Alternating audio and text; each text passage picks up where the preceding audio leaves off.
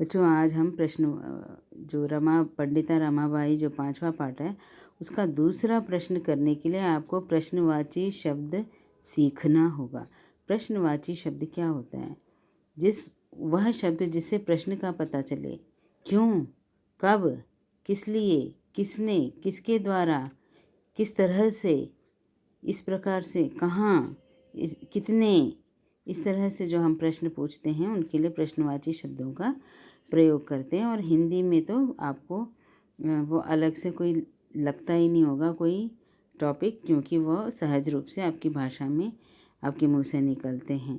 लेकिन संस्कृत में आपको किम शब्द के रूप में प्रश्नवाची शब्द सीखने होंगे, तब आप जो है प्रश्न 2 जो है उसका आप कर सकते हो 5वें पाठ में।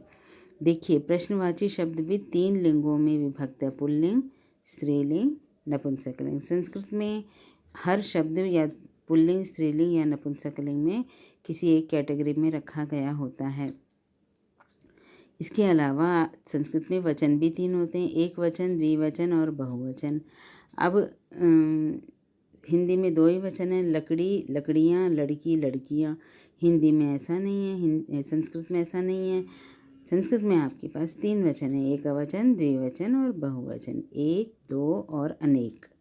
अब किम शब्द को आप एक तो तीनों लिंगों में पढ़ोगे अलग से, पुल्लिंग, स्त्रीलिंग और नपुंसकलिंग, और तीनों वचनों में पढ़ोगे और 7 कारकों में पढ़ोगे। ये 7 कारक तो हिंदी में भी प्रयोग होते हैं: कर्ता ने, कर्म को, करण से के द्वारा, संप्रदान के लिए को, अपादान से अलग होने में, संबंध का के की, अधिकरण में, पर। ठीक है, लेकिन प्रश्नवाची शब्द हिंदी में पुल्लिंग में अलग, स्त्रीलिंग में अलग और नपुंसकलिंग में अलग नहीं है, सब में कॉमन है। अगर मैंने कहा कह यानी कौन, तो कौन जो है वो स्त्री के लिए भी प्रयोग हो सकता है और पुरुष के लिए भी। कौन आ रहा है अगर कहा जाए तो फिर पुरुष है। कौन आ रही है, यदि ऐसा कहूँ तो स्त्री है। तो पुरुष और स्त्री का क्रिया से पता चलता है हिंदी में। आ रहा और आ रही से पता चलता है, कौन से नहीं पता चलता। कौन जो शब्द है वो कॉमन है स्त्री और पुरुष के लिए, पर संस्कृत में ऐसा नहीं है। अगर संस्कृत में कौन कहना हो तो अगर पुरुष है तो कह, स्त्री है तो का और वस्तु है तो किम। देखा आपने डिफरेंस? कौन, एक कौन के लिए 3 शब्द है: कह, का और किम। ये पुल्लिंग है, वो स्त्रीलिंग है और वो नपुंसकलिंग है। अब वचन भी 3 हैं: कौन एक, कौन दो और कौन सब। कह यानी कौन एक, कौ यानी कौन दो, के यानी कौन सब। तो ये तो कौन हुए, ये सब पुरुषों की बात हो रही है। कह बालकः, कौ बालकौ, के बालकाः। लेकिन जब वो लड़कियां होंगी उनके बारे में आपको पूछना है तो आप कह का प्रयोग नहीं कर सकते। का बालिका, के बालकी बालिके, काहा बालिकाः। कौन लड़की, कौन 2 लड़कियां, कौन सब लड़कियां। फिर वस्तु होगा, मान लो फल, क्योंकि फल नपुंसकलिंग है तो आपने सुन भी रखा है अधिकतर। तो फिर आप किम फलम, पापा आप कौन सा फल लाओगे, तो आप ये नहीं यूज़ करोगे, पापा कह फलम आनयत, ऐसे नहीं पूछोगे, किम फलम बोलोगे। किम फलम कौन सा एक फल, के फले कौन 2 फल, कानि फलानि कौन सभी फल। इस प्रकार से अलग अलग लिंग वाले शब्दों के लिए अलग अलग प्रश्नवाची शब्द उपलब्ध हैं संस्कृत में। ये संस्कृत की महानता भी कह सकते हैं। अब ये तो है प्रथमा। अब द्वितीया। जब द्वितीया होगा तो इसका मतलब हर शब्द में को लगाना है, आपको को का अर्थ लगाना है।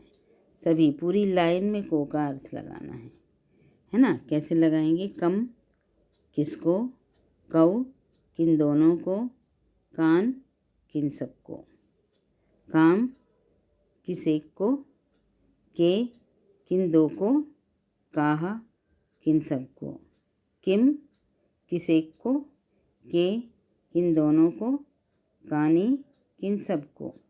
सेम मीनिंग, लेकिन बस लिंगों का फ़र्क है। ये बॉय होगा तो कम बालकम, किस लड़के को।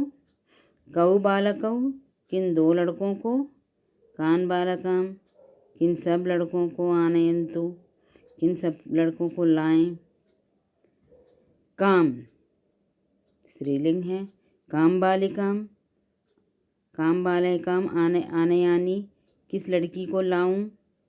के, किन दोनों के बालिके, किन दो लड़कियों को लाऊं। काहा, काहा बालिकाः आनयानि, किन लड़कियों को लाऊं। किम, किस फल को लाऊं। किम फलम आनयानि, के फले आनयानि, कानि फले आनयानि, कौन से फल लाऊं। तो है तो वही को का अर्थ, लेकिन शब्द अलग अलग हैं। अगला है के द्वारा। के द्वारा या से, यहाँ जगह नहीं थी लिखने की, इसलिए खाली के द्वारा लिख लो। के द्वारा, किसके द्वारा। के न, किसके द्वारा, बॉय होगा ये, पुल्लिंग है ये। के न बालकेन, किस लड़के के द्वारा। केन बालकेन पुष्पाणि त्रोटितानि, किस लड़के के द्वारा फूल तोड़े गए। काभ्याम बालकाभ्याम पुष्पाणि त्रोटितानि, किन दो लड़कों के द्वारा। अब ये दो हो गया ना द्विवचन। किन दो लड़कों के द्वारा पुष्पाणि त्रोटितानि, फूल तोड़े गए।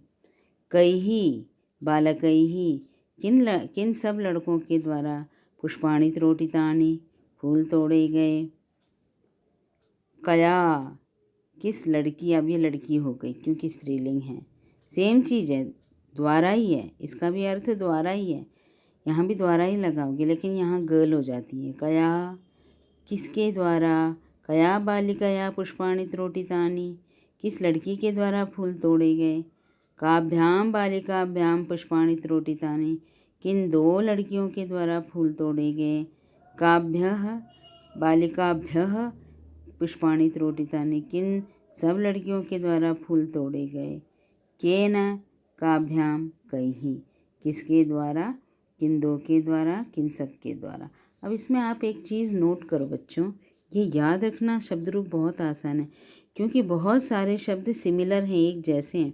अब केन से लेकर तृतीया से लेकर सप्तमी तक पुल्लिंग अगर आप देखोगे, सेम शब्द रूप केन से लेकर सप्तमी तक नपुंसकलिंग के भी सेम है, कोई अलग नहीं है।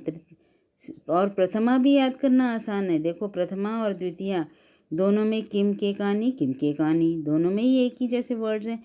किम के कानी, वो याद हो गया। फिर केन काभ्याम कैहि, कस्मै काभ्याम केभ्य, कस्मात् काभ्याम केभ्य, ये नपुंसकलिंग में वैसा ही है जैसा कि पुल्लिंग में है। केन काभ्याम कैहि, कस्मै काभ्याम केभ्य, कस्मात् काभ्याम, सेम है, तो याद करना आसान है।